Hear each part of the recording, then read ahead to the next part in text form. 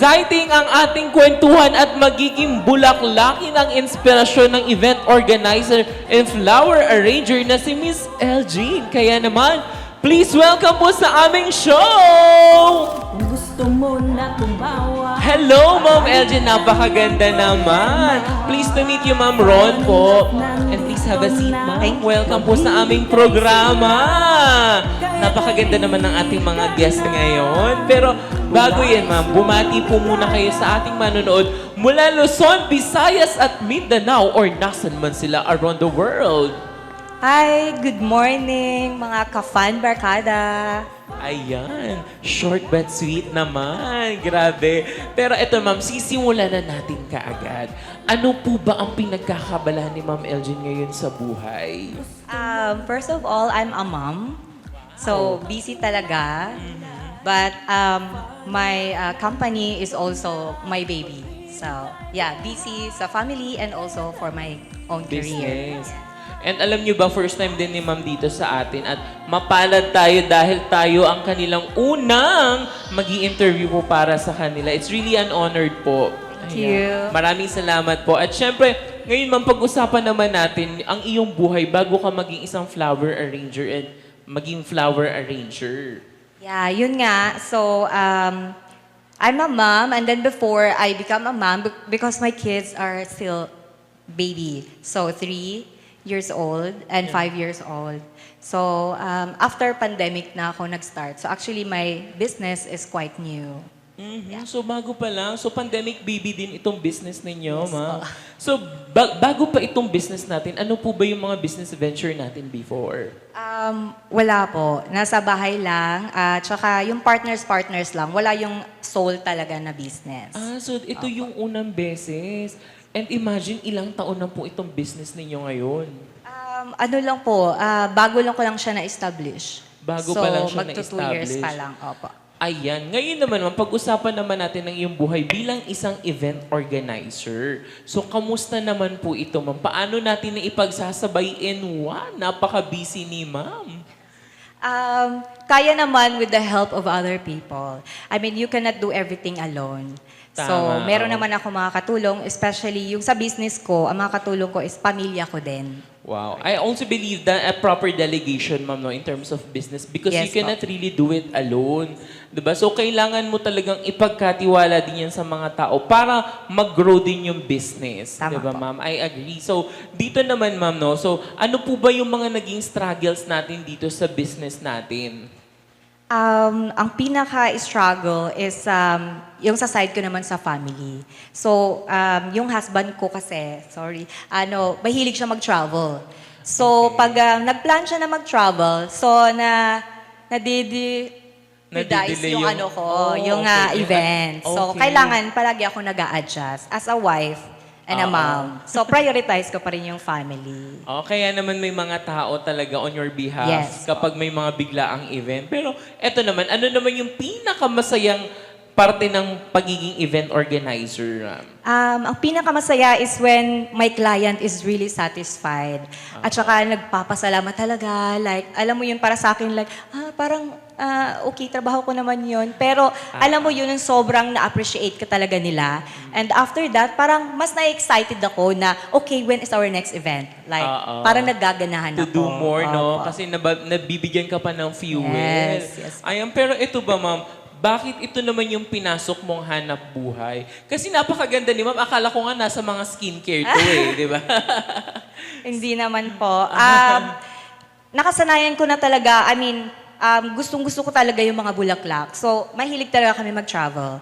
So, napapansin ko, every time na magta-travel kami, parang napapansin ko lahat ng mga bouquets.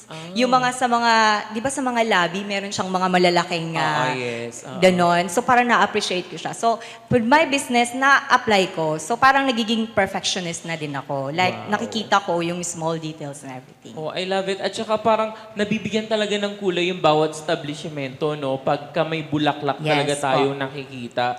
Pero ngayon, Ma'am, habang tumatagal ba dito sa industry, ano yung mahalagang aral na natutunan mo dito? Ang mahalagang aral na natutunan ko is kailangan talaga na maging patience. Kasi may mga client na, alam mo yon pa-change yung mind. Like, sasabihin nila nga, okay, ito na yon. But then, pag nandyan na or actual, or even like the night before, mag-change na. May changes so, na naman. it's really a challenge. Kasi kailangan mo pa rin ma-meet yan. Whatever happens. Totoo. At saka parang hindi mo kailangan ipakita yung inis mo, ma'am, no? sa No, client. kailangan happy pa rin. Oo, Kailangan, kahit yes, inis na inis ma'am. ka na Yes. dahil sa dami ng changes. Ayan. Ngayon naman, ma'am, no, kapag binibigyan mo ba ng tip or binibigyan ka ng tip ng mga client, ano yung mga magagaling na service naman ang mga nabigay mo sa kanila? Usually naman po kasi ako, pang-intimate event ako. So, may wedding ako pero hanggang like 30 packs, 50 packs, ganun lang yun. Pero wala ako nung mga ceiling. So, Yung malalaki more ako pa. sa table, fresh flower. No, So, pag nabibigyan ako ng tip ng client, syempre, sinishare ko sa aking team. Kasi sila naman talaga ang, buto The ng reason aking behind, di ba? opo, Totoo yun. ng So, success. and also to ensure the quality ng event, ma'am. Ay, yes po. I agree. Ngayon naman, ma'am, ano naman yung gusto mong sabihin sa mga nag-uumpisa pa lang bilang event coordinator at flower arranger na parang may konting takot o kailangan ng konting push? Ang masasabi ko lang is you just have to start. At saka palagi tayong maging consistent. Oh. Kahit feeling natin na, ay, ang dami-daming mga nag-i-event, mga organizer, mga florist, sobrang dami, like 1,000. Pero meron at meron pa rin pong pagbubok sa inyo. Wow, I agree. Pero ito, ma'am, huling tanong. 5 years from now, saan mo nakikita ang iyong business? 5 years from now, siguro medyo malaki-laki na kami.